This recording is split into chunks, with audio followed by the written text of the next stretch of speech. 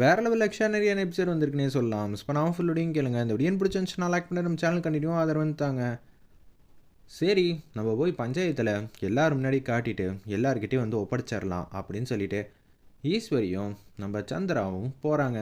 போக்கா போ, உனக்கு சர்ப்ரைஸ் காத்துக்கிட்டு இருக்கு, யார் பேச்சு நீ கேட்கலல்ல அப்படின்னு சொல்லும்போது கார்த்திக்கே ஒன்றும் புரியாமல் தான் நின்றுக்கிட்டு இருக்காங்க. அந்த இடத்துல அப்பன்னு பார்த்து ஊர் ஜனங்க முன்னாடி அந்த பானையும் குடத்தையும் தூக்கி வைக்கிறாங்க. வச்ச உடனே சிவனாண்டியும் முத்துவேலும் சிரிச்சுக்கிட்டு இருக்காங்க.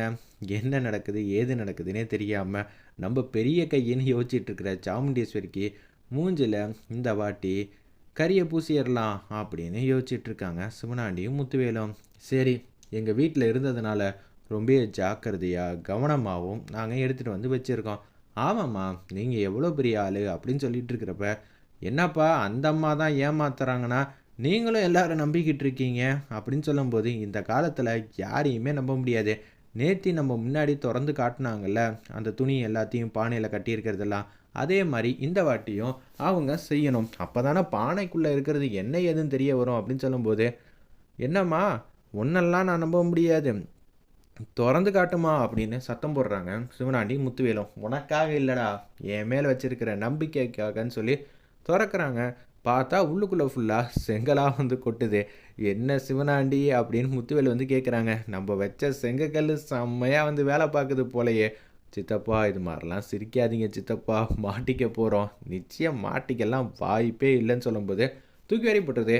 நேற்று தான் நானே படித்து சொன்னேன், இந்த அம்மா நல்லவ போல் போலீஸுக்கு ஃபோன் அடித்து எல்லா டிபார்ட்மெண்ட்டுக்கும் சொன்னாங்களே இது மாதிரிலாம் கிடச்சிருக்குன்னு. கடைசியில் நல்லவன் போல் வேஷம் போட்டதுக்கு முழு காரணம் என்ன தெரியுமா மக்களே? இது எல்லாத்தையும் தானே எடுத்துகிட்டு போகிறதுக்காக தான். நம்ம கஷ்டத்தெல்லாம் போக வைக்க அவங்களுக்கு மனசு கிடையாது, ஆனால் அவங்களுக்காக பேராசத்தின் உச்சத்தில் இருக்குது. அதனால தான் இவ்வளோ பெரிய சொத்தை பார்த்த உடனே ஆட்டையை போட்டுட்டா நம்ம சாமுண்டேஸ்வரி அப்படின்னு பேசுகிறாங்க. ஆமாம் ஆமாம், இருக்கும். இந்த அம்மாவுக்கு ஏன் இப்படியெல்லாம் ஒரு ஆசை? அதான் கடவுள் நல்லா தானே இவங்களை வச்சுருக்காங்க அப்படின்னு எல்லாரும் 4 பேர் 4 விதமாக வந்து பேசுகிறாங்க. என்ன சொல்கிறீங்க? எனக்கே இது அதிர்ச்சியாக தான் இருக்குது. என்னம்மா சொல்கிற? இங்கேருந்து எடுத்துகிட்டு போகும்போது நீ என்னென்னலாம் டைலாக் விட்ட மறந்துட்டியா அப்படின்னு சொல்லி ஊர் ஜனங்கள்லேருந்து எல்லாரும் சிவனாண்டி முத்துவேலி கேட்குறாங்க. என் வீட்டில் வச்சா பாதுகாப்பு, என்ன மீறி யாரும் எடுக்க முடியாதுன்னு வெட்டி வீராப்பு வசனம்லாம் பேசினிய, இப்போ என்ன சொல்கிற? எனக்கே என்ன நடந்துச்சுன்னு ஒன்றும் புரியல. இது மாதிரி என்ன நடந்துச்சு ஒன்றும் புரியலன்னு சொல்லி கை கட்டி நின்று பேசுனா நாங்கள் மன்னிச்சிருவோமா? என்னையா இந்த காலத்தில் இப்படியெல்லாம் யாரையும் நம்பக்கூடாதுன்னு தான் நான் தான் படித்து சொன்னேன்.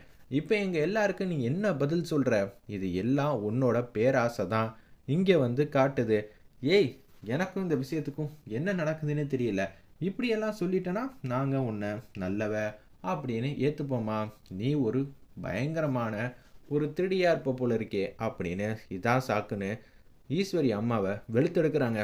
ஏய், யாரை பார்த்து யார் என்ன சொல்கிறது? நீ என்ன பார்த்து சொல்கிறியான்னு ஈஸ்வரி அம்மா வந்து கேட்ட உடனே சுற்றி இருக்கிறவங்க எல்லாரும் வந்து கண்ணா அப்படின்னு திட்ட ஆரம்பிச்சிடுறாங்க. அவர் சொன்னதில் என்ன அர்த்தம் இருக்குது? நீங்கள் இங்கேருந்து எடுத்துகிட்டு போனீங்க, வரப்போ செங்கக்கல்லை தூக்கிட்டு வந்து காட்டுறீங்க. அதை கூட சிவனாண்டி முத்துவேலும் கேட்டதுனால தானே நீங்கள் இப்போ இது மாதிரிலாம் சொல்கிறீங்க அப்படின்னு அந்த இடத்துல சொன்னோன்னே டிபார்ட்மெண்ட்லேருந்து ஆளுங்கள்லாம் வந்து வராங்க. வந்த உடனே அவங்க என்னப்பா என்ன இங்கே சத்தம்? சார், என்ன பிரச்சனைனா இந்த அம்மா தான் உங்களுக்கு ஃபோன் அடித்து சொன்னாங்க. ஏறத்தாழ எவ்வளோ இருக்குன்னே தெரியாது, அவ்வளோ இருந்துச்சு.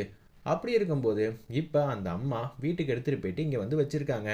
இங்கே என்ன பிரச்சனைனா பாருங்கள் சார், அந்த பானை நிறையா எவ்வளோ இருக்குன்னு திறந்து பார்க்குறாங்க. பார்த்தா அந்த இடத்துல கல் தான் இருக்குது. என்ன நினச்சிட்டு இருக்கீங்க? உண்மையிலே இதெல்லாம் இருந்துச்சா? எல்லாரும் வந்து சொல்கிறாங்க, ஆமாம் சார், நிறையா இருந்துச்சு சார். இப்போ அந்த அம்மா தான் காரணம், எனக்கு தெரிஞ்சு அவங்க தான் இதெல்லாத்தையும் எடுத்திருப்பாங்க அப்படின்னு சொல்லும்போது, என்ன மேடம் என்ன இங்கே நடக்குது? சார், நான் தான் இந்த ஊர் தலைவர், எப்படி நடந்துச்சு என்ன நடந்துச்சுன்னு எனக்கே புரியல.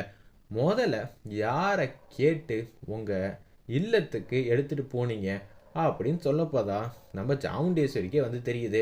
படித்து சொன்னேனே ஃபாலோ பண்ணுங்கடான்னு ஒன்றும் வந்து கேட்காம போயிட்டாரேன்னு அந்த இடத்துல ஃபீல் பண்ணுறாங்க.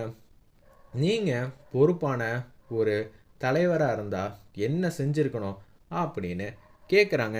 நீங்கள் அதிகாரிக்கிட்ட ஒப்படைச்சிருக்கணும். அவங்க எங்ககிட்ட வந்து லிஸ்ட்டு வந்து எடுத்து கொடுத்துருப்பாங்க.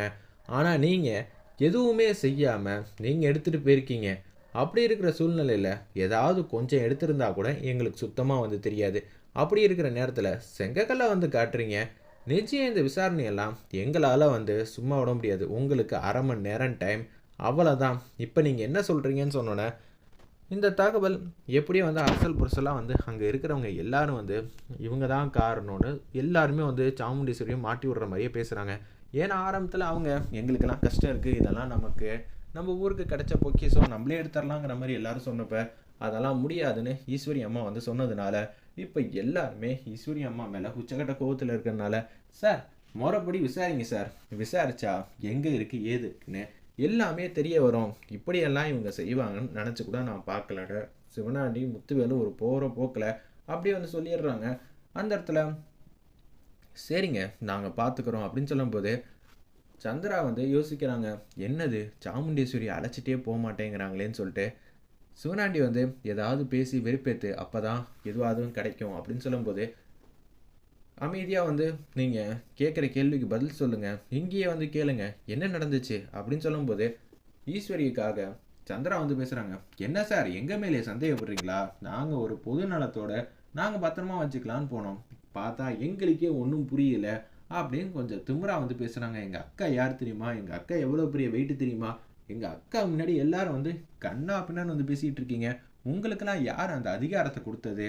எங்கள் அக்கா நினச்சா என்ன வேணாலும் செய்ய முடியும்னு போகிற போக்கில் சந்திரா எல்லாரையும் பிடிச்சி வம்பில் தர்றாங்க.